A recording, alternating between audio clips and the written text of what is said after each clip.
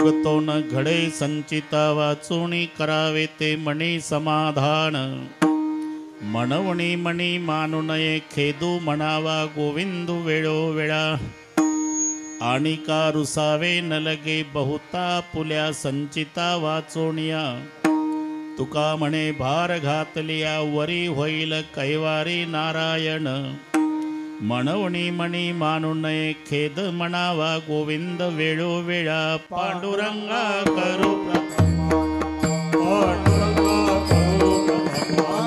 पांडुरंगा करू प्रथम दुसरे चरणा संताची या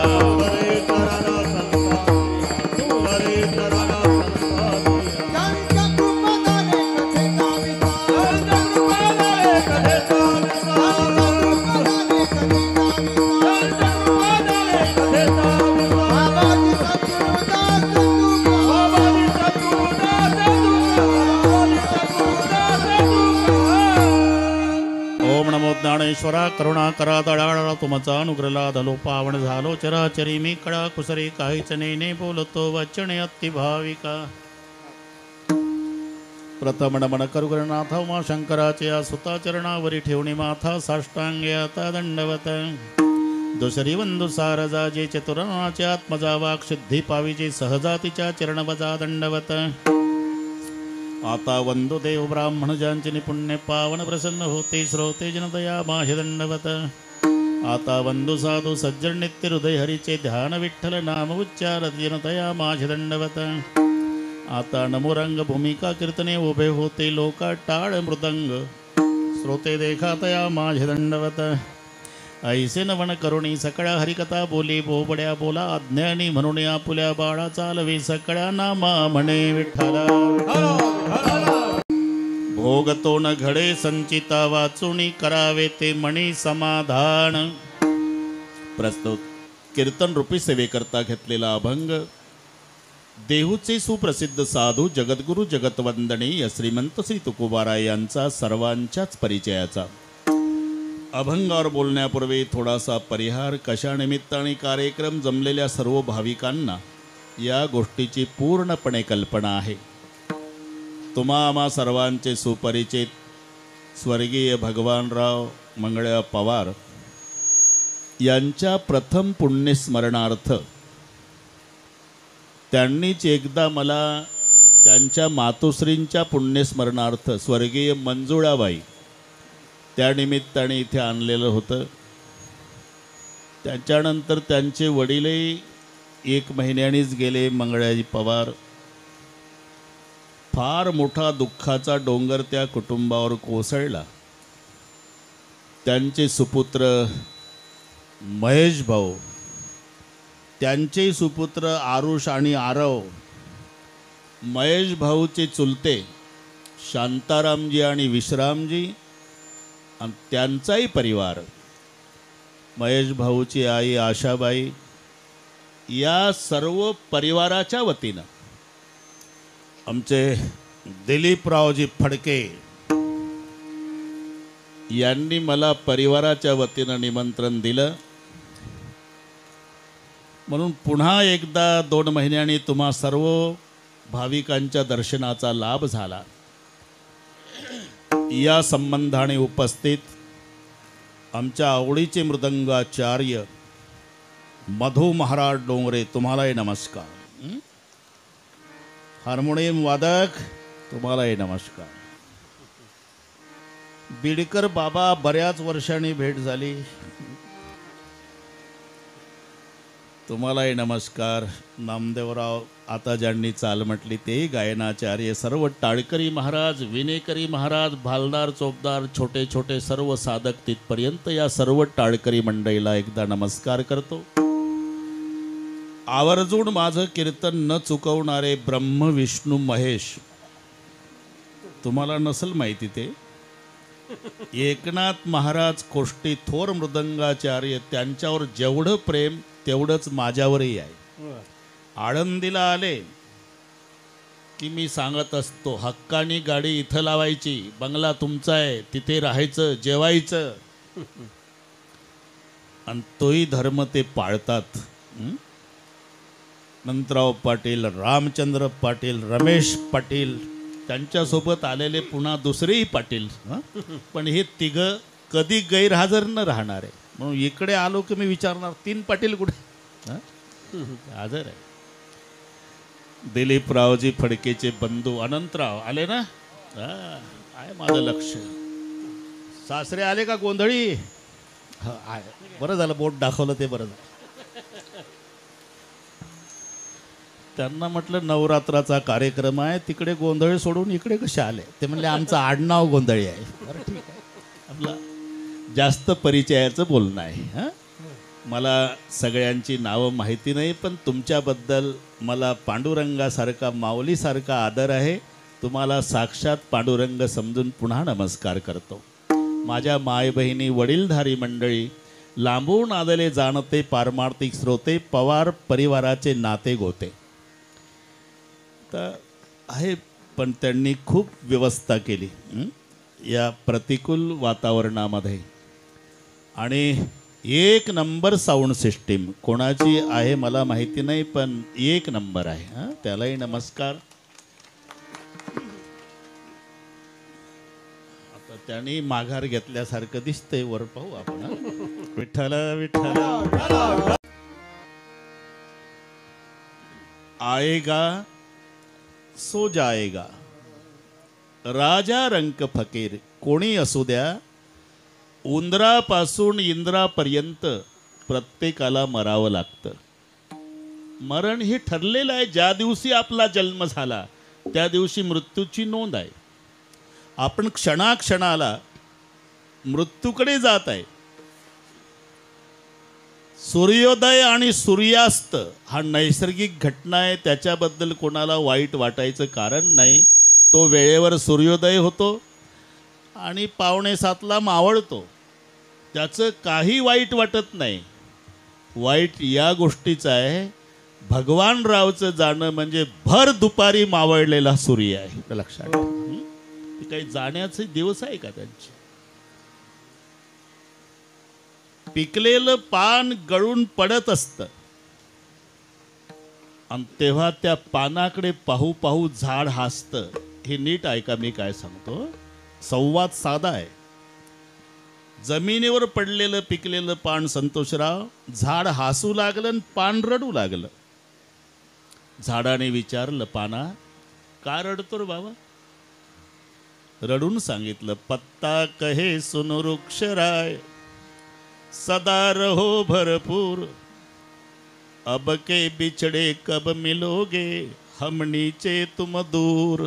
रडण्याचं कारण सांगतंय पान. बाबा, हिरवागार होतो, तुझ्या सानिध्यात होतो, आनंद वाटत होता. आता पिकल्यावर गळून पडलो. आता वारा आला म्हणजे मी उडून जाईल. या जन्मी तुझी माझी भेट नाही याचं वाईट वाटतं. अब के बिछड़े कब मिलोगे, हम नीचे तू दूर. ते पिकलं पान गळल्याचं दुःख नाही.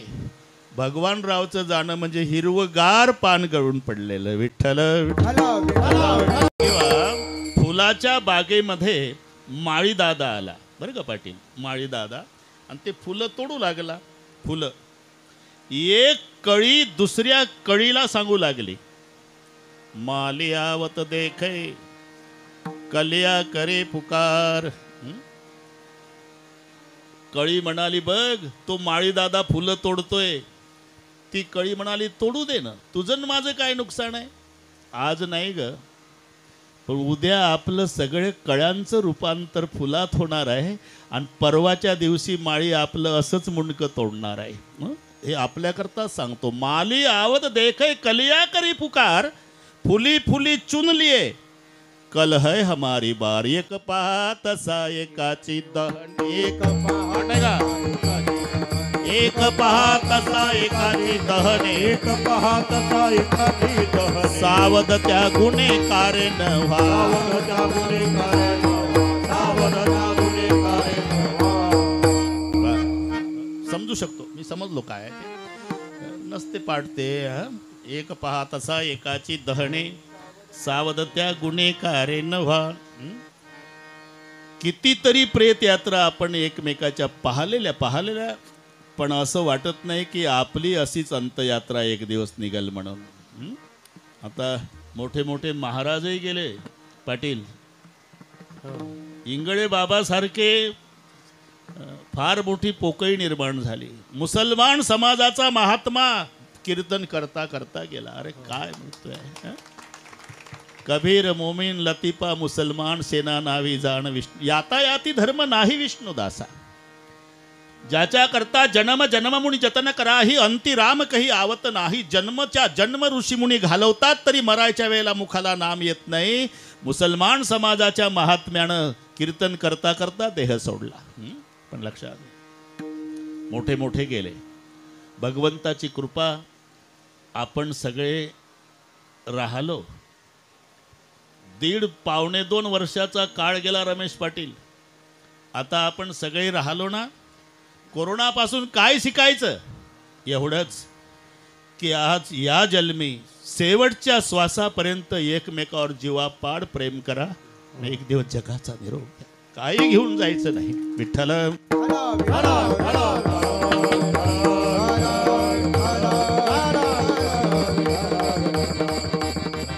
याच्यात कोणीही बदल करू शकत नाही.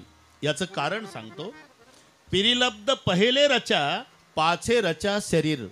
पहिली रचना प्रारब्धाची आहे आणि मग रचना शरीराची आहे.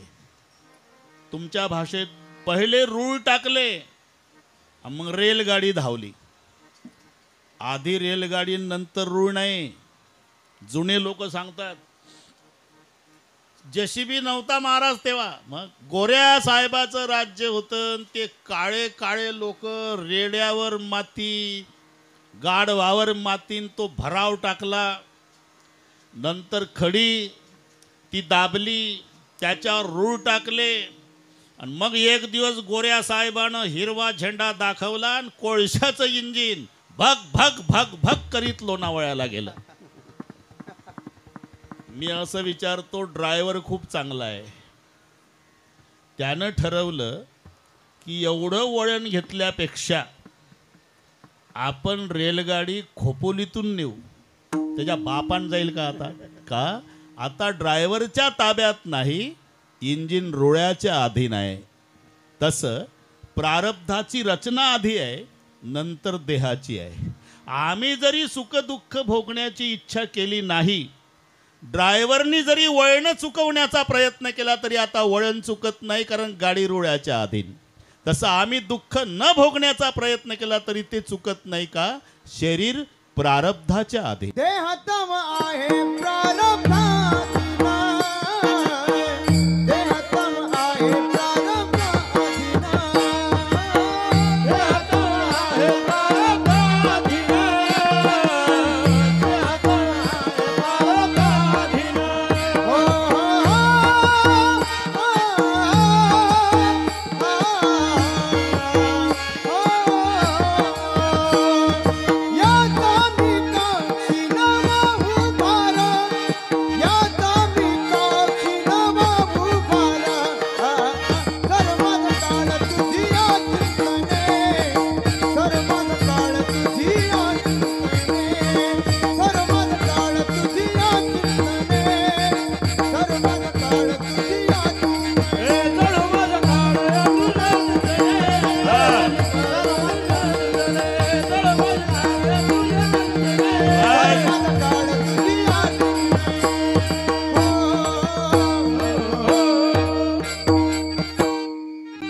तवा आहे प्रारब्धा अधीन. म्हणून जे जे प्रारब्धात आहे ते कोणीही बदल करू शकत नाही. जंगल जंगल राम फिरे रे लंका में रोवे सीता माई. कर्म रेखा बड़ी दुस्तर है तिल घटे नाराई. जरा विचार करा जिथं रामचंद्राला नाही चुकलं तर तिथे काय पाडा मानवाचा. प्रत्येकाला हे भोगावं लागणार आहे ज्याचं जसं. काही काही माणसं म्हणतात तुम्ही एवढं भजन करता राव मग तुमच्या जीवनात एवढं दुःख का. आणि आम्ही कधी भजन करीत नाही. सप्ताला वर्गणी नाही होत असला तर सप्ताह होऊ देत नाही, एकही तमाशा चुकवत नाही, एकही दिवस शुद्धीवर नाही, तरी आम्ही एवढे सुखी का? अरे कोण म्हणतंय तुम्हाला देवाचं भजन केलं म्हणजे प्रारब्धात बदल करता येतो? देवाचं भजन कशाला? मी असं विचारतो, कभी गर्मी कभी सर्दी, कभी गर्मी कभी सर्दी, ये तो कुदरत के नजारे हैं, प्यास तो उसे भी लगती है जो नदी के किनारे है. तुम्हाला काय वाटतं, नदीच्या काठाला बसलं दिवसभरनं पाण्याकडे बघितलं म्हणजे ताण लागत नाही का? तसं देवाचं भजन केलं म्हणजे प्रारब्ध भोगावं लागत नाही का? अरे भजन कशाला? रात्रंदिवस देव त्यांच्या सोबत आहे. तरी कृष्ण साह्य पांडवासी, कृष्ण साह्य पांडवासी,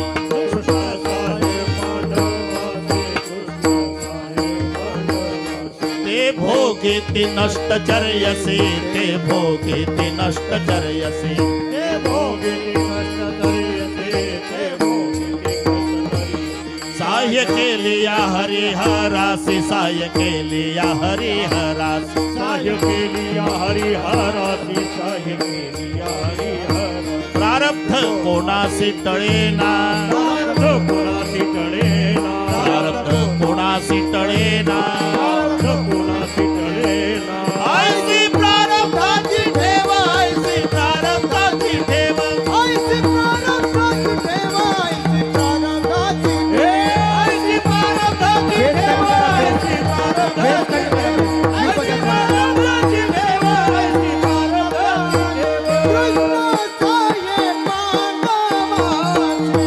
कृष्ण साहे मानवाचे, ते भोगीति नष्टचर्यसी, ते भोगीति नष्टचर्यसी. साह्य केलिया हरिहरासी, प्रारब्ध कोणासी टळेना, साह्य केलिया हरिहरासी, प्रारब्ध कोणासी सुटेना. भजनच काय? ज्याचं भजन करतोय आपण तो भगवान रात्रंदिवस त्यांच्या सोबत आहे. कृष्ण साह्य पांडवासी, ते भोगीति नष्टचर्यसी, साह्य केलिया हरिहरासी, प्रारब्ध कोणासी टळेना. हा अभंग नामदेवाचा आहे, त्याच्यात नाही सापडत. हा ना, नाही तर पाम तुकोबारायच्या गात्यात.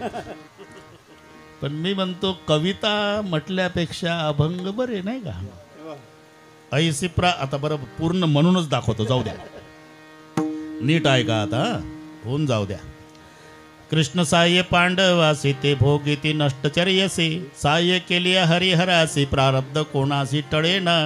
ऐसी प्रारब्धाची ठेव, झाले भिक्षुक पांडव, राज्य घोडे भाग्ये सर्व सांडेला ठाव प्रारब्धे. कामबुद्धीचे सुख अति मानती ते मूर्ख, चंद्रासी लागला कलंक, इंद्रासी दुःख प्रारब्धे. शरीर संचिताधीन धर्मराजा हिंडे वनवन, कर्मे बुडाला रावण आणि दुर्योधन प्रारब्धे. हरिचंद्र तारामती घोर वनांतर भोगिती, नळराव पुरुषार्थी तयाच्या विपत्ती प्रारब्धे. कर्मरेखा टळेना, बाण लागला जगजीवना, कृष्णे सांडिल्या गोपांगना हे नारायणा प्रारब्धे. पतिव्रता सुषय दमयंती पाय पोळे, ऐसे अनिवार कपाळ भोगी दुष्काय प्रारब्धे. फिरत असता काय झाले मध्ये प्रारब्ध ओढवले, जानकीस राक्षसे नेले दुःख भोगविले प्रारब्धे.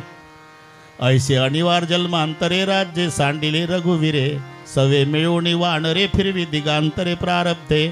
संचिताधीन शरीर पूर्ण ब्रह्म रामचंद्र, रघुपती विष्णूचा अवतार पाठी जन्मांतर नामा म्हणे.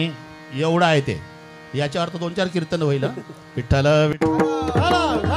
नामा म्हणे कर्मरेखा, देवादिका चुकेना. माणसाला कशी चुकल? माणसाला नाही मधुबा, दगडाला, लोखंडाला, मातीच्या भांड्याला. आता प्रारब्धावर कार्यक्रम होईल सगळ्या, आहे ना, मान्य करावं लागेल तुम्हाला.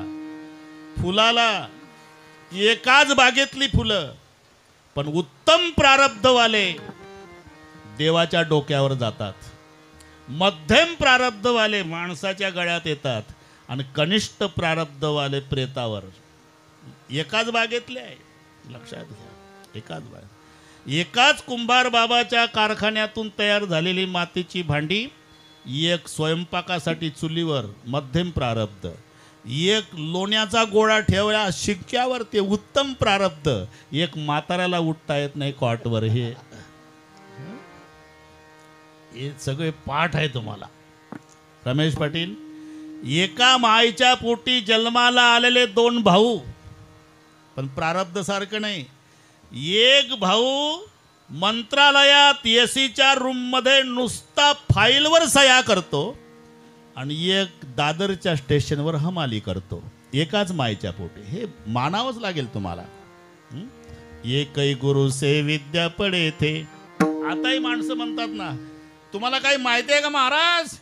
काय शरदचंद्रजी पवार साहेबनं मी एकाच वर्गात शिकलो. चांगली बहादुरी केली, पण ते दिल्लीलाच गेले पाहिजे. तू कोयते घेऊ घेऊ ऊसच तोडला पाहिजे का? यालाच म्हणतात प्रारब्ध. एकही गुरु से विद्या पडे थे, कृष्णा ते छोटे सुदामा बडे थे. एका गुरुचे विद्यार्थी कृष्ण सुदामा, पण एक द्वारकेचा राजा झाला आणि एक जन्मभर दारोदार पीठ मागत होता. म्हणून कर्मरेखान देवादिका चुकेना. कितीही प्रयत्न करा त्याच्यात बदल होऊ शकत नाही.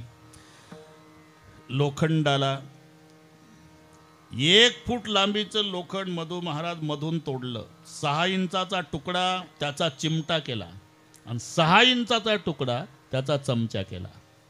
काय झालं? चिमटा और चमचे से होत बड़ी तकदीर, चिमटा जलता अंगार में चमचा खाता खीर. हे तर मान्य आहे तुम्हाला? चिमटा जन्मभर निखारे उचलतो, चमचा खिरीच्या पातेल्यात मजा मारतो. चमच्याची मजाच फक्त. रामचंद्र पाटील आपला चमचा इथंच राहू द्या, पण चमच्याची मजा असते. पूर्वी चमचे नव्हते, खरंच नव्हते. पूर्वीचे माणसं हाताने जेवायचे. आता आंघोळ झाली आणि कांदा पोहे आले का बसीत चमचा. मी म्हणतो पोह्याच्या आणि याच्यामध्ये घुसायचं कामच काय चमच्याचं, त्यालाच म्हणतात चमचा. जो दोनच्या मध्ये घुसतो त्याला.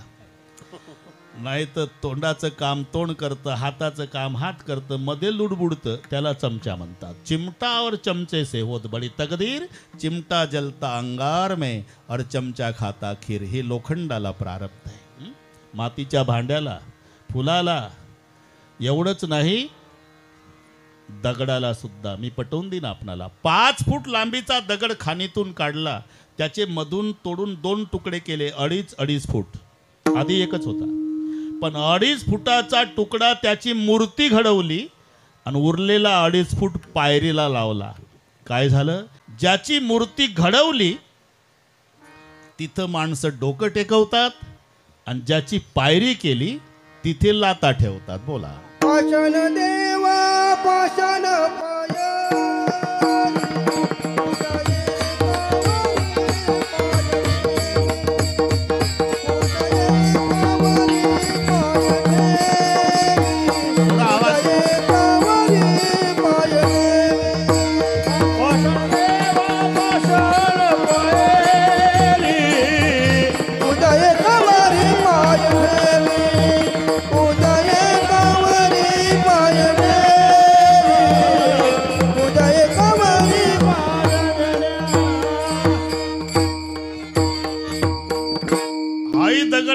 तोही दगडच आहे, पण एकाची पायरी केली, एकाची मूर्ती केली.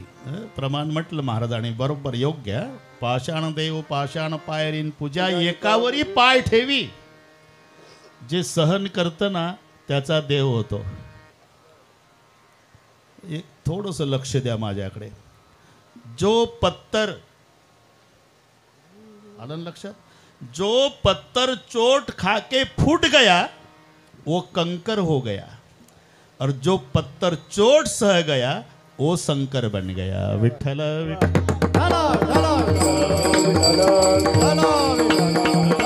हे दगडाला प्रारब्ध आहे, लोखंडाला प्रारब्ध आहे, मातीच्या भांड्याला आहे, फुलांना आहे, प्रेताला सुद्धा. प्रेताला एक प्रेत पाटील येड्या बाबळीजवळ रोडच्या काठाला कुत्रे भोवताल बसून पोलीस पंचनाम्याला 3 दिवस बेवारस. हे प्रारब्ध. आणि एक प्रेत जसा नवरदेव सजवला म्हणाल कोणी आणि लाखो माणसं प्रेत यात्रेला. हे प्रारब्ध. किसी की लाश पर फूलों की लड़ी है तो किसी की लाश बिगर कफन की पडी है. म्हणून जिथं प्रेताला सोडलं नाही तर जिवंत माणसाला कसं. याचे आहे बरोबर आहे, बरोबर करतो मी, काळजी करू नका. 3 हे कर्माचे 3 विभाग आहे. एक प्रारब्ध, एक क्रियमान आणि एक संचित. हे कर्माचे 3 प्रकार आहे. अगदी सुटसुटीत सांगतो. सध्या जे भोगतोय ना आपण हे प्रारब्ध आहे. साठवलेलं आहे ना हे संचित आहे. आता चालू आहे हे क्रियमान आहे. हे नसल पटत तर शेतातलं पीक शेतकऱ्याला कळलं असं, हे क्रियमान. कणगीत साठवलं ते संचित आणि गिरणीवर दळायला नेलं ते प्रारब्ध. मग होतं काय, काही काही माणसं जेवण आपल्या घरी करतात आणि तंबाखू खायला दुसऱ्याच्या घरी जातात. सवय असतात काहींची. बरं संतोष बुवा, तंबाखू खाता खाता त्याच्या ताटाकडे पाहतं ते काय खातं म्हणून, आणि मग दुसऱ्या दिवशी पालेगावात चर्चा. का त्याच्या शेतामध्ये अख्खं ज्वारीचं पीक आहे राव, तरी रोज चपात्या खातं. आणि माझ्या शेतात अख्खा गहू आहे तरी रोज भाकरी. तो चपात्या खातो तुला कसं माहित? मी त्याचा तंबाखू खातो ना म्हणून.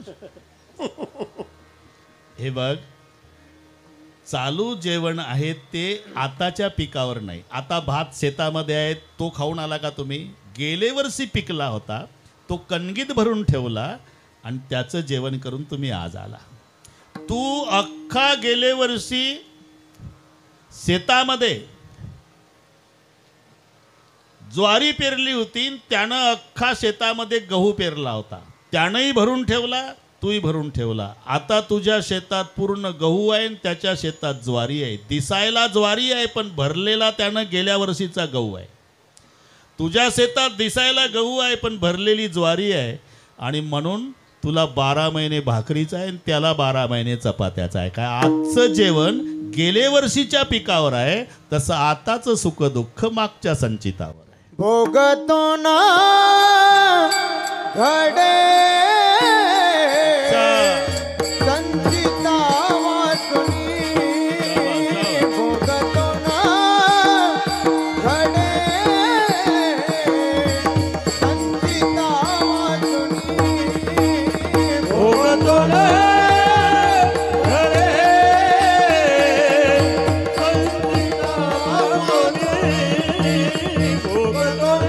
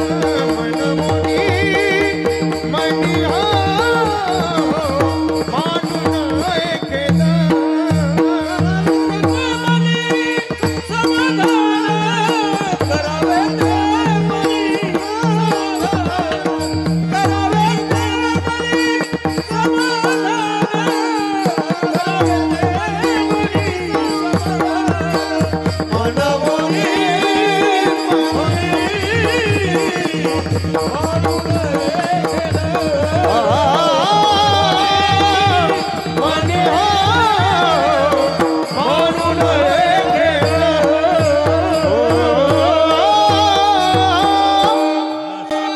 विधी लिखित आहे. जसं जसं संचितात आहे त्याप्रमाणे ते घडणार आहे. जे जे लिहिले संचिती ते न चुके कल्पांती. कितीही प्रयत्न करा नाही बदल होऊ शकत नाही.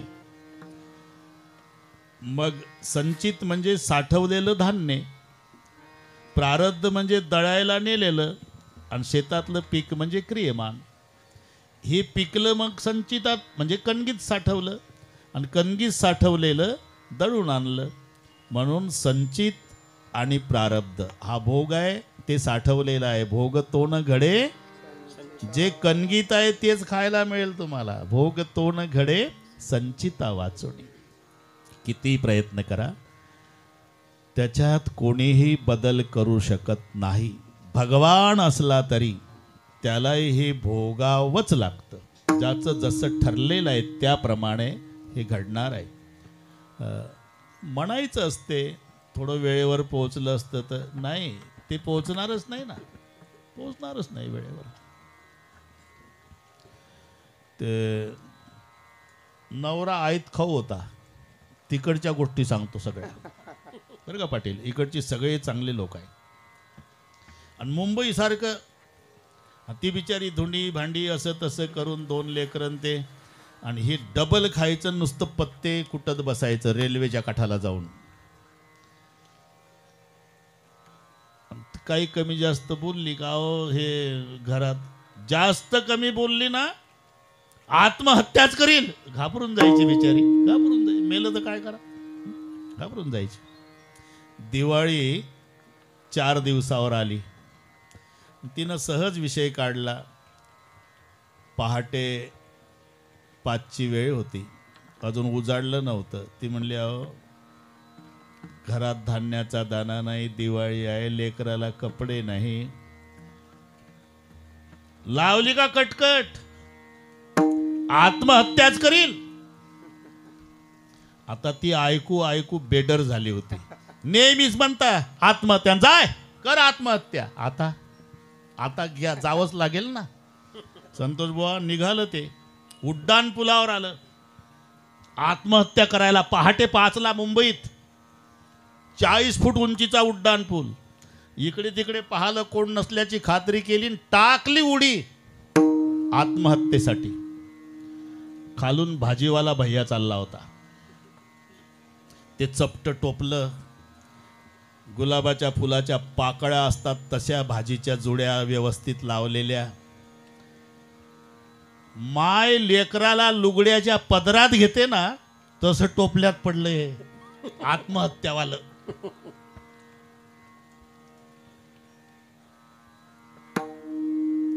ते नाही मेलं, भाजीवालं मेलं.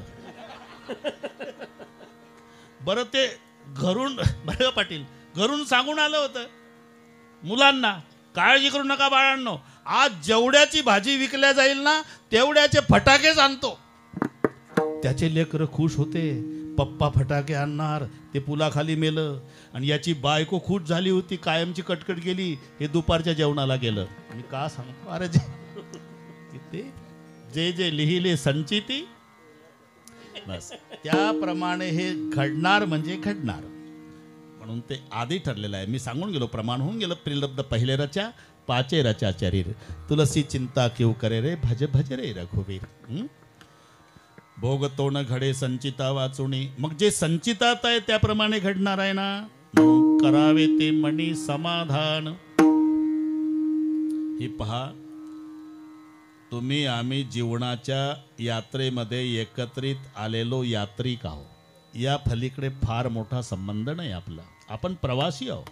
भेटी झाल्या हे भाग्य आहे. तर प्रवासीच आहो, सगळे प्रवासी. फक्त लावलेले नाते संबंध आहे. पिताजी कहे पुत्र मेरा है, माता कहे पुत्र मेरा है, ना माता का ना पिता का, ये तो जन्म देने का नाता है. बस आपण जन्म घेतला, त्यांना मायबाप म्हणायचं आणि त्यांनी आपल्याला बाळू म्हणायचं, झालं सुरू. बहन कहे भाई मेरा है, भाई कहे बहन मेरी है, ना बहन का ना भाई का, ये तो रक्षाबंधन का नाता है. बरं का मधुबुवा. ससुरा कहे जावई मेरा है। और सास कहे जावई मेरा है, ना ससुरे का ना सास का, ये तो लड़की देने का नाता है। तू तो काया नगर का सौदागर, तुझे अपने वतन पे जाना है। एक प्रवासी एका गावात आला, त्याला उतरायचं होतं, रात्रभर कुठंतरी मुक्काम करायचा म्हणून एका फकीराला भेटला। फकीर मुस्लिम समाजातला महात्मा। फकीर जी बोलो, दूर से यात्रा करते करते थक गए, एक रात विश्राम करना है, तो कोई बस्ती बताओ। बोले आओ मेरे पीछे। फकीर पुढं, हे माग। फकीरानं नेलं कब्रस्तानमध्ये।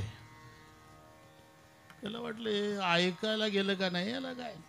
बोले फकीर जी, मैंने आपको क्या कहा था कि दूर से पैदल आए, थक गए यात्रा करते करते, तो एक रात विश्राम करना है, कोई बस्ती बताओ तो स्मशान भूमि ले आए। बोले गधे, बस्ती बस्ती क्या बकवास करते हो, वो तो धर्मशाला है, कुछ दिन रहना पड़ता है, आखिरी का पूरा निवास कब्रिस्तान होता है। मैंने सोचा था बनाऊंगा दुनिया में मकान, लेकिन मेरा असली ठिकाण स्मशान में था, ये मुझे मालूम न था। जायचं आहे प्रत्येकाला, आणि ज्याचं जेवढं विधिलिखित आयुष्य आहे। प्रवास हा वयमानावर नसतो। प्रवास, आपण प्रवासी आहो, केवल बिछड़ने के लिए है ये मेल मिलाप। आता तुम्ही 7 ते 9 कीर्तनाला आले गोंधळी बाबा, कशासाठी? कीर्तन ऐकासाठी आम्हालाही कळतं, पण 9 वाजल्यानंतर आपल्या घरी जाण्यासाठी नायलनच्या दोरीनं जरी बांधून ठेवलं ना महेशनं तुम्हाला, तरी दोऱ्या तोडून घरी जाल तुम्ही। केवल बिछड़ने के लिए है ये मेल मिलाप, एक मुसाफिर हम है, एक मुसाफिर आप। म्हणून हा प्रवास आहे। तुम्ही आम्ही एक कल्पना करा, पालेगाव म्हणजे एक रेलगाडी आहे, त्या गावातले घरं म्हणजे रेलगाडीचे डबे आहे, आणि घरातले माणसं म्हणजे डब्यातले प्रवासी आहे। मग प्रवास कशावर आहे? वयमानावर, तिकिटावर। नीट ऐका, तिकिटावर आहे। ज्याचं तिकीट जिथे संपतं तिथे त्या प्रवाशाला उतरावं लागतं। मग तिकीट संपल्यावर तो प्रवासी उतरतोच ना? हो। मग जर तिकीट संपल्यावर उतरावंच लागत असेल तर मनवुनी मनी मानू नये खेद, मनवुनी मनी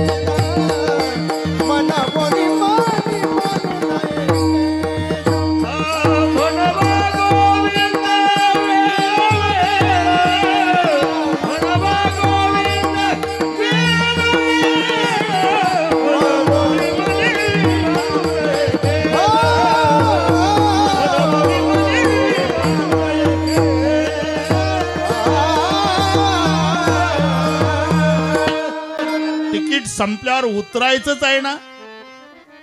हो। मग उतरायचं जर निश्चित झालं तर उतरल्याबद्दल दुःख। आता हे बोलणं सोपं आहे महाराज, ज्याच्यावर बितली त्याला विचारा। बोलणं काय? दुसऱ्याच्या घरी प्रेत पडल्यानंतर तंबाखूला चुना मळून माणसं समजूत काढतात। कशाला रडता नानी, नाशिवंत देह जाणार सकळ तिथं। हिच्या घरी नाही आठवत तो अभंग, दुसऱ्याच्या घरी। अरे ज्याच्यावर दुःख कोसळलं त्याला विचारा। आज घराचा कर्ता पुरुष गेला भगवानराव, कर्ता पुरुष गेला। काय वाटत असेल त्या आशाबाईला, महेशला, त्यांच्या बंधूला? अरे पैशानं सर्व मिळेल तुम्हाला, भावाची खरेदी होत नाही, लक्षात घ्या. शांतारामजी विश्रामजी यांचा पाठीराखा गेला का नाही? भावाची खरेदी. जिथं रामचंद्र नापास झाला म्हणजे पाटील नाही आमचे, रामचंद्र भगवान. शक्ती लागली भावाला, देवाचं सांगतो मी, लक्ष्मणाला मांडीवर घेतलं डोकं, सगळे रामायण पाठ आहे तुम्हाला. आणि जे रडायला सुरुवात केली, कोण? जगाचे अश्रू पुसणाऱ्यानं. जिथं देव फेल गेला आणि डोक्याहून हात फिरवू फिरवू, लक्ष्मणा अगाध बंधुपणाची सीमा तुवा दाविली सख्या उत्तमा, माझा निवविला अंतरात्मा एवढा प्रेमा वाढवला, मज लागी नवमास कष्टलास.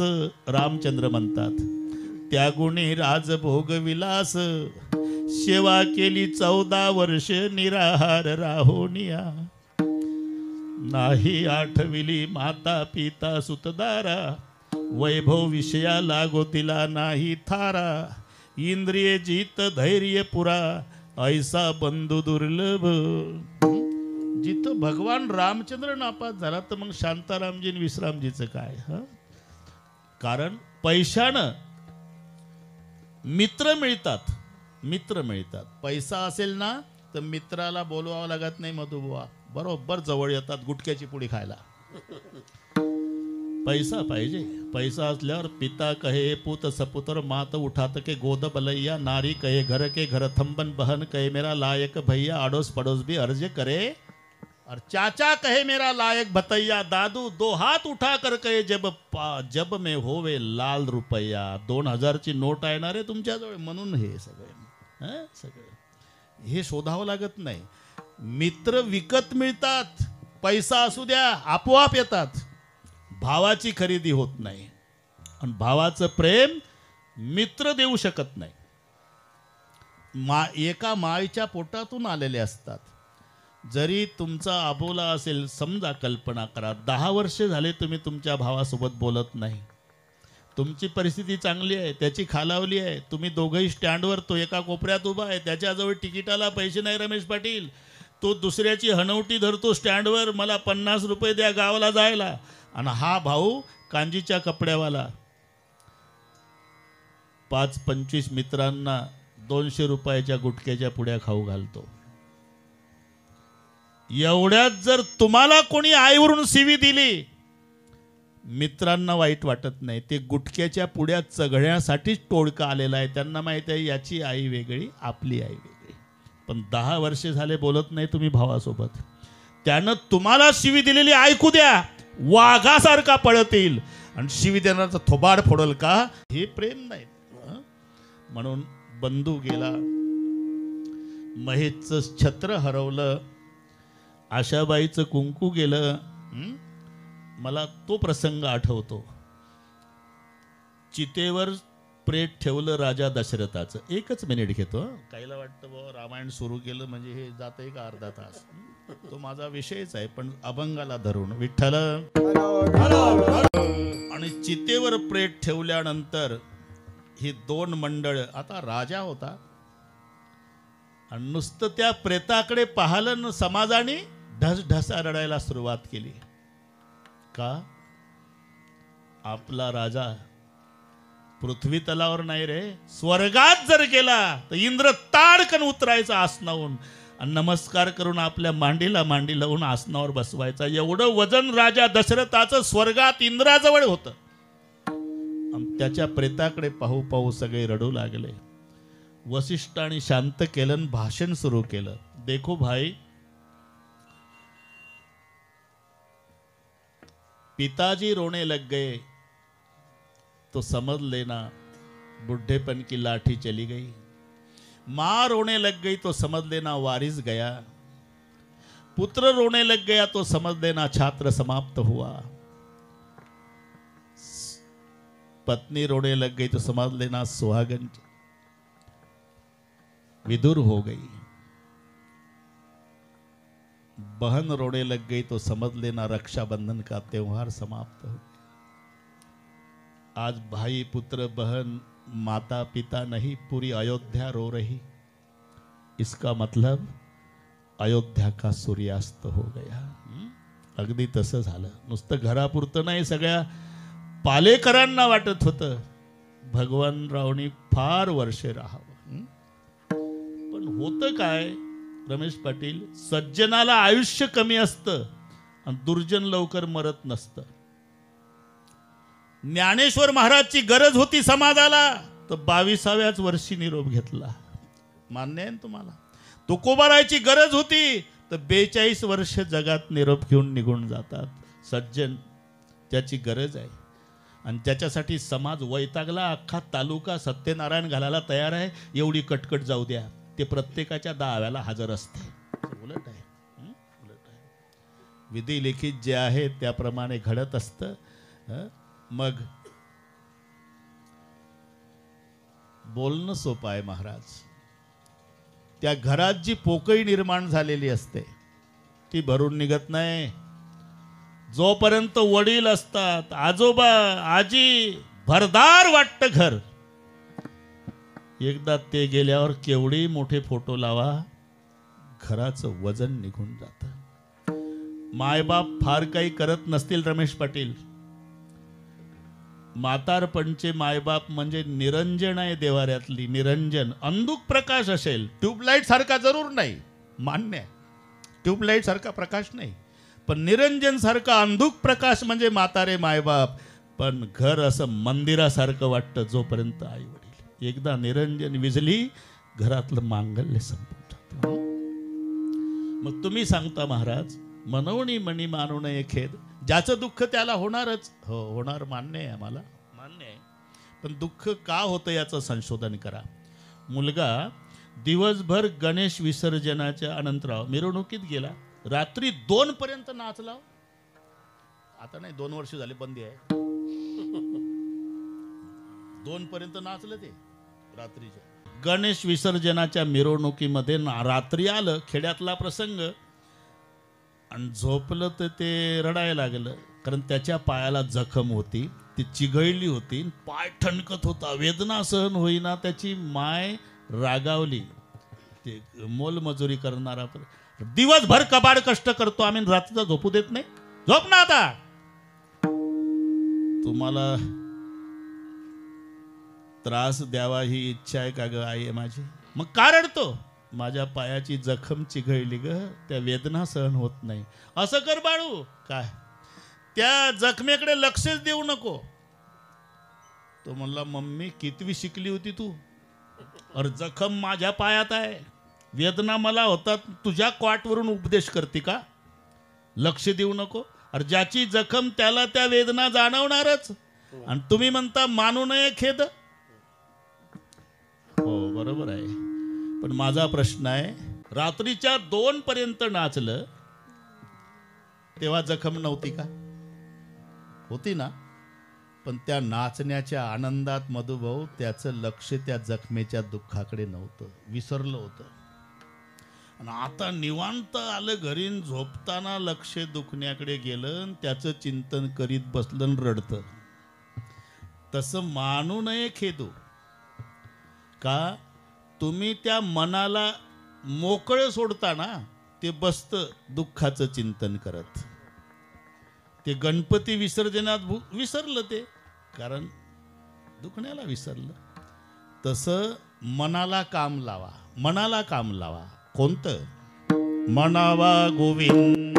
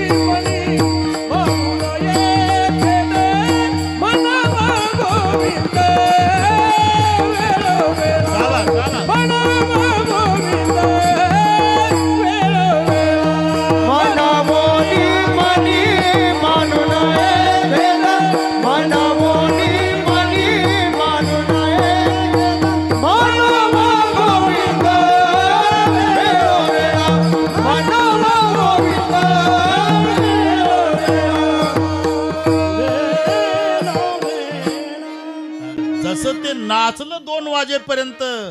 त्याच्या मनाला काम लागलं होतं गणपती विसर्जनात नाचणे, म्हणून ते दुःखाचा विसर पडला, रडलं नाही. आता निवांत बसलं, जखमेकडे लक्ष मन चिंतन करत बसलं ना, आता रडतं. तसं तुम्ही मनाला मोकळे सोडताना मग ते मागचं सगळे आठवतं. माझे आजोबा होते, माझी आजी होती, माझे पप्पा होते. रिकाम मन सैतानाचं घर म्हणतात. त्याला काम लावा. कोणतं? म्हणावा गोविंद वेळोवेळा. तुम्ही पहा, संसार म्हणजे ओतप्रोत भरलेलं दुःख आहे. ओतप्रोत. आणि त्या दुःखाचा विसर पडण्याची ताकद गोविंदाच्या नामात आहे. गवळणी करती संसाराचा धंदा, आठविती त्या गोविंदा. मन हे गोविंदी, मनाला काम लावा. मन हे गोविंदी, देह काम करिओ. ही मनाला काम लावायचं. अख्खा विसर पाडण्याची ताकद गोविंदाच्या नामात आहे. त्या बाजारला जायच्या मथुरेच्या, दही घ्या, लोणी घ्या, ताक घ्या असं म्हणत नव्हत्या. गोविंदू घ्या कोणी दामोदर घ्या गे, गवत महासती मथुरे जागे. गोविंदू घ्या कोणी दामोदर घ्या गे, गवत महासती मथुरे जागे. गोविंदू घ्या दामोदर घ्या घ्या, गोविंदू घ्या घ्या घ्या घ्या, दामोदर घ्या घ्या घ्या घ्या. गोविंदू घ्या कोणी दामोदर घ्या गे, गवत महासती मथुरे जागे. दुडीवारी दुडीवारी दुडीवारी दुडी दौडणी राधे निघाला. दुडीवारी दुडी दौडणी राधे निघाला. दुडीवारी दुडी दौडणी राधे निघाला. दुडीवारी दुडी दौडणी राधे निघाला. राधे निघाला. दही घ्या, लोणी घ्या म्हणत नाही. गोविंद घ्या कोणी दामोदर घ्या गे. तव तव हासती मथुरेच्या गे. पण हसू दे ना, हसू द्या. तुका म्हणे हासे जना, तुका म्हणे हासे जना, तुका म्हणे हासे जना, तुका म्हणे हासे जना. नाही कानते ठाई, नाही कानते ठाई, नाही कानते ठाई, नाही कानते ठाई, नाही कानते ठाई, नाही कानते ठाई. तुका म्हणे हासे जना, नाही कानते ठाई,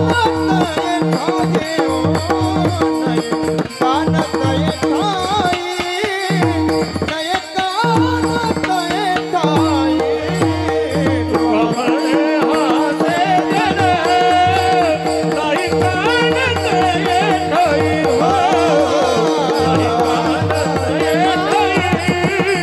नाही कानते ठाई, नाही हासे जन नाही काणते ठाई. पूर्ण दुःखाचा विसर पाडण्याची ताकद संतोषराव गोविंदाच्या नामात आहे. देहाचा विसर पाडण्याची ताकद आहे. आणि देहाचा विसर पडून आम्ही आनंद स्वरूप भगवान आहे इथपर्यंत जाण्याची क्षमता गोविंद नामात आहे. गोविंद गोविंद म्हणा लागल्या छंद परिणाम मग गोविंद ते काया काया, मग गोविंद ते काया, गोविंद ते काया, गोविंद ते काया, मग गोविंद ते काया काया, गोविंद ते काया, गोविंद ते काया, गोविंद ते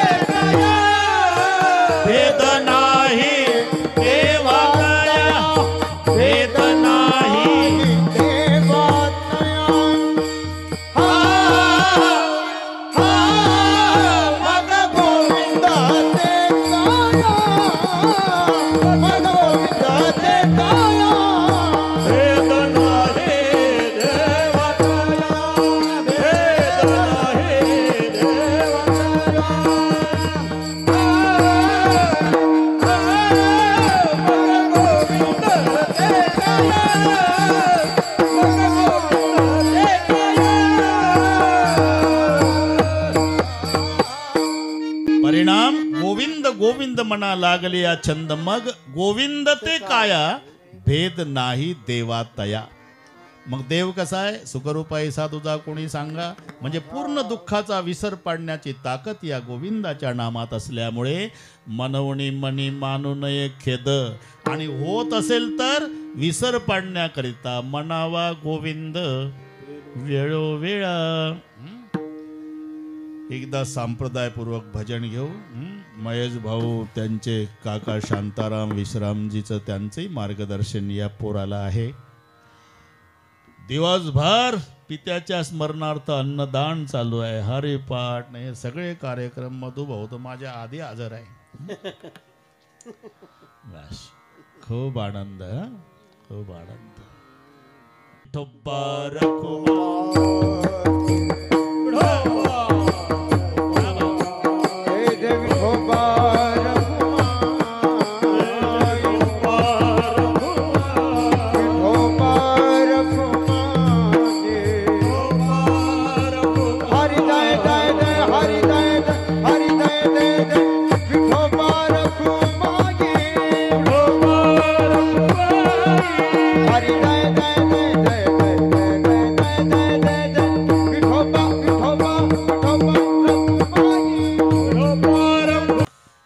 भोगतोण घडे संचिता वाचुणी करावे ते मणी समाधान. मनवणी मनी मानू नये खेद. आणि होत असेल तर मनावा गोविंद वेळोवेळा. माणसाचा एक स्वभाव आहे रामचंद्र पाटील, चांगलं झालं पठ्ठ्यानं केलं, वाईट झालं देव कोपला. अरे तो कोपलच कशाला? तो कृपेचा समुद्र आहे. तुकोबारायणी वाद घालताना लक्षात ठेव देवाला आपुला तो बोल साच करी का कृपा सिंधू म्हणतील. तुला कृपेचा समुद्र म्हणतात ना.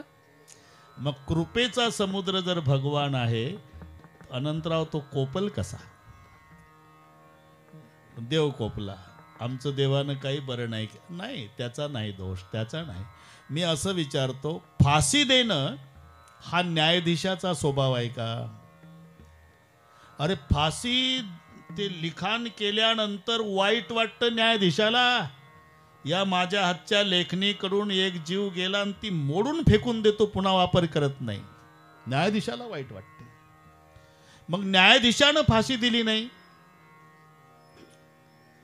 फाशी कोण दिली? लटकवणाऱ्यानं? नाही.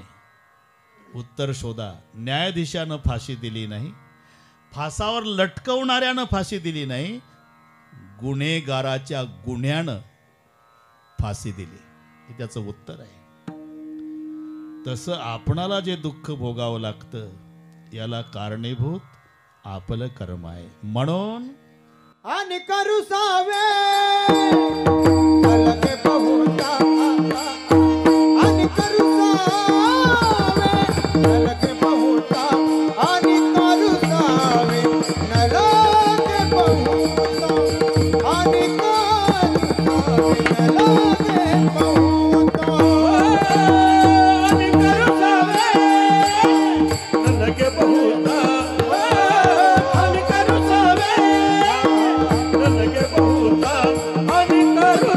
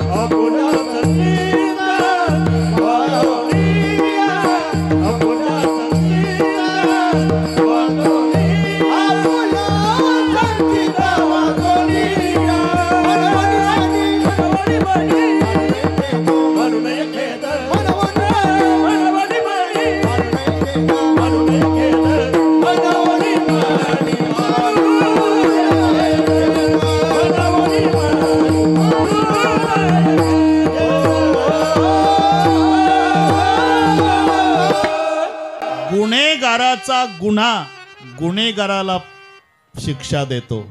म्हणून आणिका रुसावे न लगे बहुता. रुसायचं असेल आपल्या संचिता वाचून या.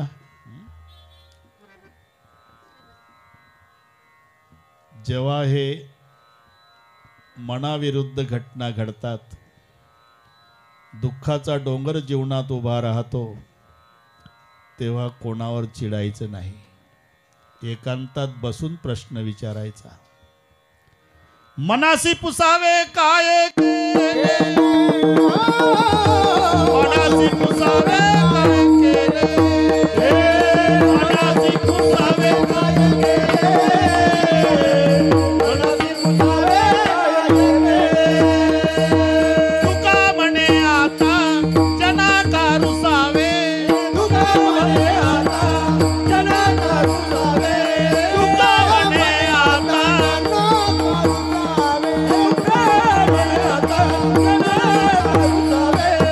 मनासी पुसावे काय केले, मनासी पुसावे काय केले, मनासी पुसावे काय केले, मनासी पुसावे काय केले. तुका म्हणे आता जनाका रुसावे, मनासी पुसावे काय केले. म्हणून आणिका रुसावे न लगे बहुता. रुसायचं असेल तर आपुल्या संचिता. संचिताप्रमाणे सगळे घडतंय ना, म्हणून रुसायचं असेल तर संचित आपुल. ते असं सांगतात. रोहिदास महाराज जगन्नाथाच्या यात्रेला निघाले. एकटेच पायी निघाले मधुबा. पायी प्रवास कुठेतरी रात्रीचा आश्रय घ्यावा म्हणून एका वस्तीवर थांबले. त्या गोठ्यामध्ये जागा मिळाली. आपलं भजन केलं, त्या माऊलीनं जेवायला दिलं, जेवण केलं. पण स्वरूपवान होते, सौंदर्य संपन्न होते.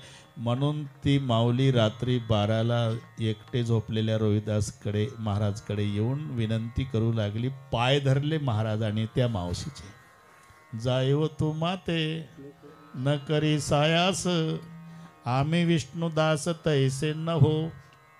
तिच्या लक्षात आलं घरात माझा पती आहे ना, म्हणून हे घाबरत असेल. कोयता घेतला आणि पतीचं झोपतच तोडलं मुंडकं त्या बाईनं.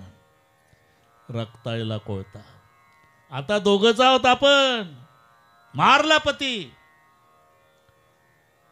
म्हणले आमचं ठरलंय परावी या नारी रकमाई समान.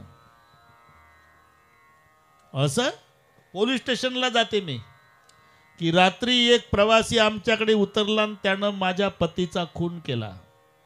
म्हणले फासावर गेलो तरी चालेल. झालं.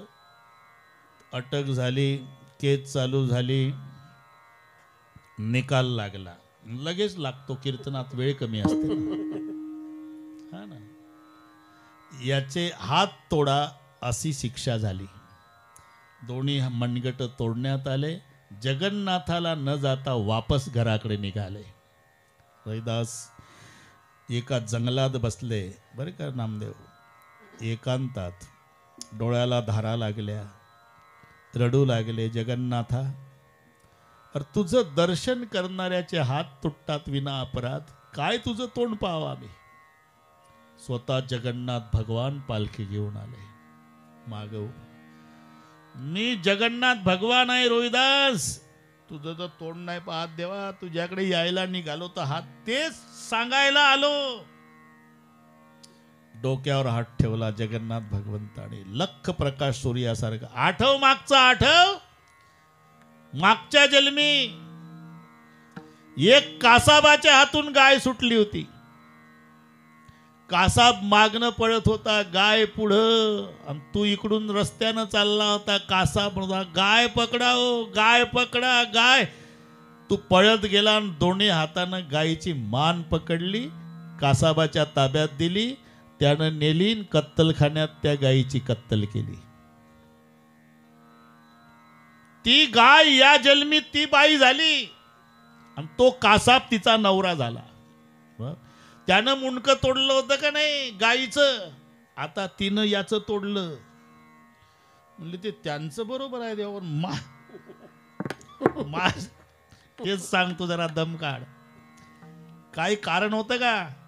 पळत गेला आणि दोन्ही हातानं गाय पकडली, म्हणून त्या गायीची कत्तल झाली. म्हणून मागच्या जन्मातले गुन्हेगार हात या जन्मी तोडले. आणि का रुसावे न लगे बहुता, आणि का रुसावे न लगे बहुता, आपल्या संचिता वाचोने,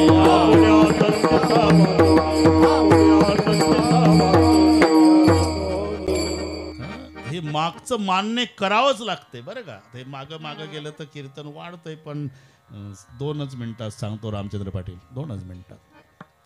लक्षात आलं. ते म्हणतं आमचा नंबर लावा. ती गोष्ट म्हणते मला आमचा नंबर लावा आज भगवान रावच्या निमित्ताने. बरं ठीक आहे सांगतो. ते सुदामजीचं सगळे पाठच आहे तुम्हाला. असं का झालं याचं कारण, एक ब्राह्मणीण होती, विधवा होती, तिला 2 लेकरं होते, जंगलात झोपडी करून राहत होती. कुठंतरी 4-5 घरं मागून आणायची बिचारी रमेश पाटील. त्याच्यावर ते दिवसभर भजन करायची. एक दिवस काही नाही, एवढे हरभरे साप मिळाले तिला. अर्धे खाऊ घातले मधुबुवा लेकरांना. आणि उद्या काही नाही मिळालं तर लेकरं उपवासी राहतील म्हणून अर्धे ठेवले गाठोडी बांधून. ती उतरंड असते ना मातीची, त्याच्यामध्ये. रात्री 12 वाजता झोपली. चोर आले. आता गरीबाच्या घरी काय, पण ते उतरंड शोधली आणि त्याच्यामध्ये ही गाठोडी. आता दागिन्याचे मनीन हरभरे सारखेच असतात. चोरट्याने डोकं चालवलं, गाठोडी हे दागिन्याचीच. दागिने समजून चोरटे पळायला लागले. ते उतरंड पडली. ती ब्राह्मणीन जागी झाली. चोरट्याच्या माग पळाली असेल 10-15 फूटनं. म्हणाली, जा घेऊन हरभरे. अरे माझा नवरा मेला 5 वर्षापूर्वी, भीक मागून लेकरं जगवते. उद्या माझ्या लेकराला काही मिळालं नाही, पाणी पाजून राहावं लागेल त्यांना. लेकरासाठी गाठोडीत बांधलेले हरभरे चोरून नेता. शाप आहे माझा. हे हरभरे जो खाईल तो जन्मभर दरिद्री राहील. ब्राह्मणींचे शब्द चोरट्यांच्या लक्षात आलंय. तर हरभरे आहे, दागिने समजतो आपण. ते संदीपाणी आश्रमापासून पळत होते चोरटे. म्हणले कशाला न्यायचं, दिले फेकून गाठोडीची गाठोडी. आणि हे ब्राह्मणींचे शब्द सुदामजीनं ऐकले होते. जागा होता रात्री 12 वाजता. दुसऱ्या दिवशी सरपण आणायला पाठवलं गुरु मातेनं, तर तीच गाठोडी दिली होती. भूक लागन तर खा बाळांनो. कारण शोधा. आणि ते पुढे सुदामजीनंच खाल्ले सगळे हरभरे. ही माहिती आहे मी, नाही तर तास लागल याला. ते आग कळलं. पुढे द्वारकेचा राजा झाला देव. सुदामजी भेटीसाठी गेला. सगळे लक्षात आलं, फक्त वेल्डिंग करून देऊ तिथपर्यंत. आणि मग सगळे षोडोपचार झाल्यावर एकांतात बसले 2घच मित्र बालपणचे. एक राजा, एक भिकारी. जुन्या आठवणी काढल्या रमेश पाटील. निघतात ना जुन्या आठवणी. सुदामा, जी देवा, तुला आठवतं का रे, पाऊस पडत होता. गुरुमातेनं सरपण आणायला पाठवलं होतं. भूक लागली होती दोघालाही. एकट्यानं हरभरे खाल्ले होते. मी विचारायचो, काय खातो रे सुदाम्या? तू म्हणायचा, गारटलो हो पावसानं, दात वाजतात. हे राजमहालातली चर्चा 2 मित्रांची. आठवतं देवा, तुझ्या पायात काटा बोचला होता सुदामा, ते आठवतं. निघेना. मग तुझ्या तळपायातला काटा मी माझ्या दाताने धरून उपसला होता. रक्ताची धार लागली होती. आठवतं देवा. सुदामा, योग्याच्या ध्यानाला न येणारा मी, माझे रजक्कन मिळावे म्हणून तरसणारे भक्त, तो तुझ्या पायातला काटा दातानं उपसतो. एवढं माझं प्रेम तुझ्यावर, तरी एकट्यानं हरभरे खाल्ले मला सोडून. तुम्हाला वाटतं का देवा? तुम्हाला वाटतं हा सुदामा जाणून बुजून खाईल? मग सांगतो, तुम्ही झोपला होता. मी जागा होतो. चोर पळत होते, ब्राह्मणीन धावत होती आणि ते म्हणत होते, न्या माझ्या लेकरासाठी बांधून ठेवलेली गाठोडी हरभऱ्याची, उद्या उपवासी राहतील लेकर माझे. पण माझा शाप आहे, हे हरभरे जो खाईल जन्मभर दरिद्री राहील. तीच गाठोडी गुरु मातेनं दिली ना देवा. मला माहिती होतं या हरभऱ्या माग शाप आहे. माझ्या देवानं जर हरभरे खाल्ले, तो जर दरिद्री झाला तर आमच्यासारख्या दारिद्र्याला कोण सांभाळ. मी ठरवलं, आमच्यासारखे हजारो दरिद्री झाले तरी चालेल, पण देव बाप्पा दरिद्री होता कामा नये, म्हणून एकट्यानं हरभरे खाल्ले देवा. मी का म्हणतो, ही कारण शोधा आपण. हे जे घडतंय ना याच्या मागची कारण.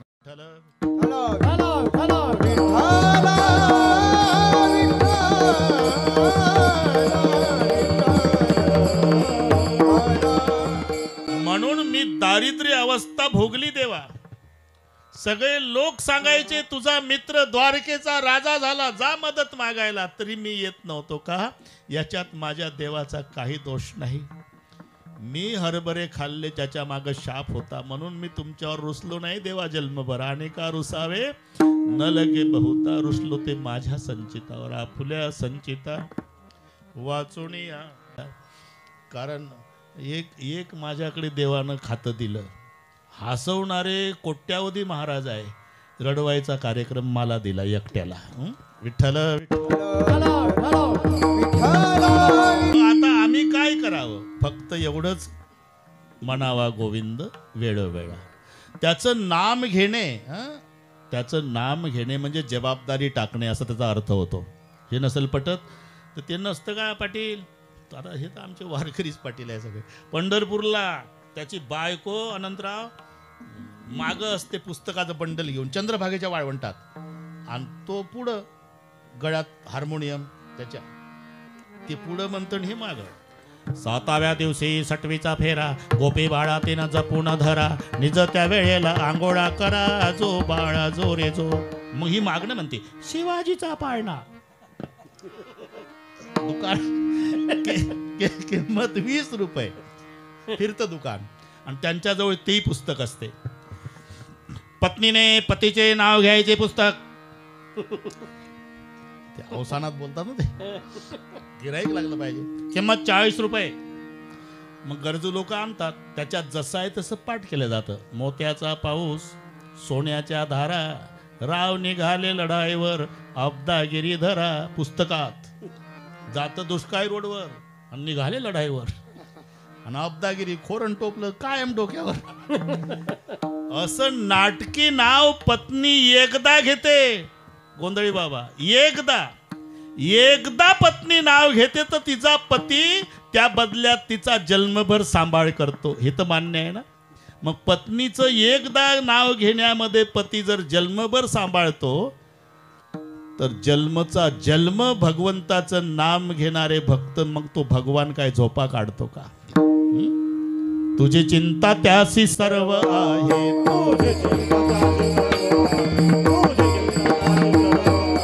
आवडीने भावे हरी नाम घ्यायची, तुझी चिंता त्याची सर्व आहे, तुझी चिंता त्याची सर्व आहे. आवडीने भावे हरी नाम घ्यायची, तुझी चिंता त्याची सर्व आहे,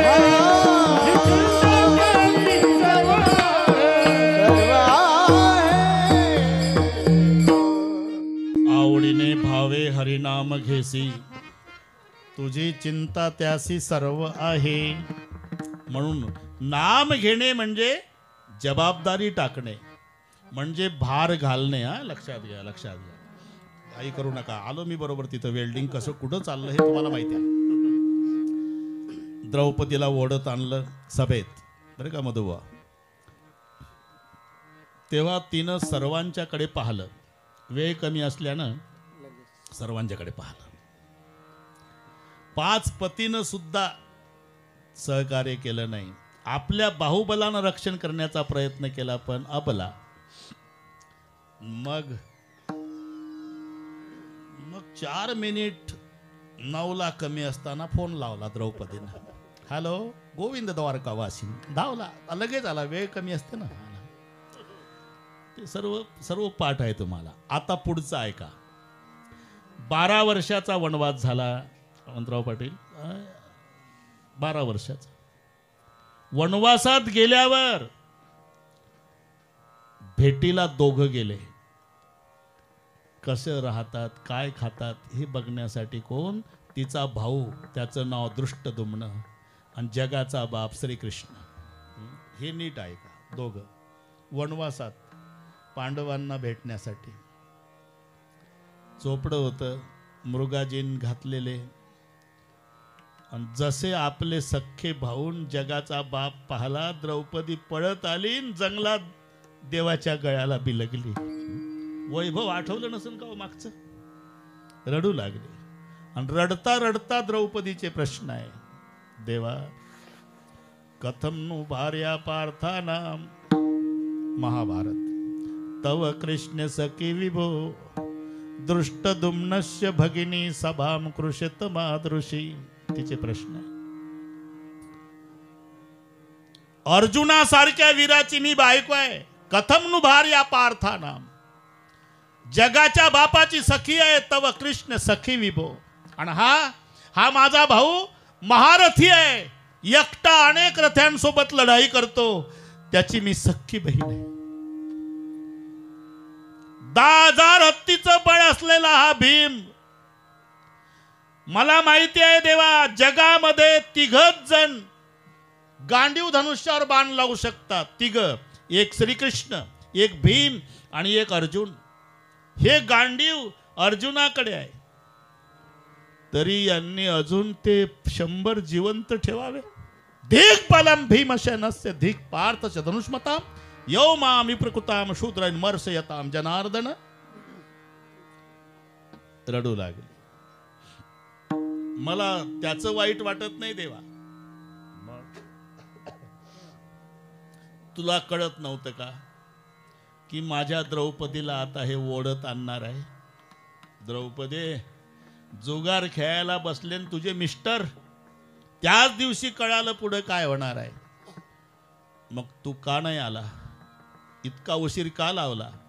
त्याचं कारण आहे माझ्यावर जबाबदारी टाकल्याशिवाय मी त्याच्या प्रकरणात लक्ष घालत नाही. जबाबदारी टाकली नाही. मी होतो ना तिथं.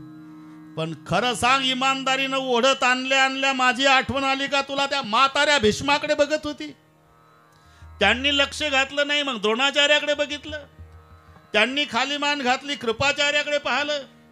तुझ्या 5ही बुवानं खाली माना घातल्यावर स्वतःच्या बाहुबलानं रक्षण करण्याचा प्रयत्न केला. अबला नाईलाज झाला. आणि मग 9 वाजता मला मोबाईल केला. मग धावलो. का माझं ठरलेलं आहे जबाबदारी टाकल्यावर. तुका मने भार घातली आमारी. तुका मने भार घातली आमारी. तुका मने भार घातली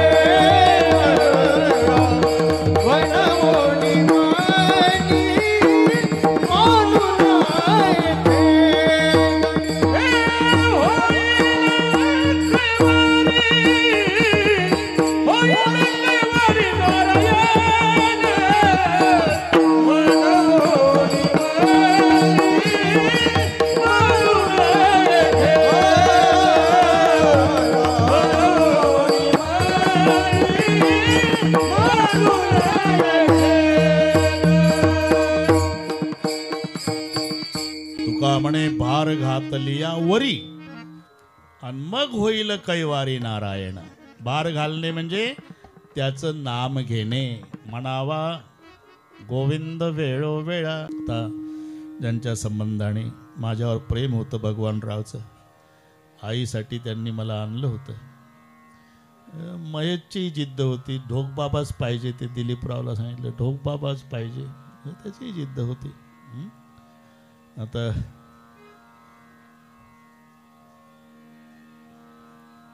त्याच्यावर फार मोठी जबाबदारी आली. शांतारामजी विश्रामजी त्याचे चुलते आहे, आणि आई आहे बरं का, महेश आई आहे, दैवत आहे. एकदम तो उघडा पडलेला नाही.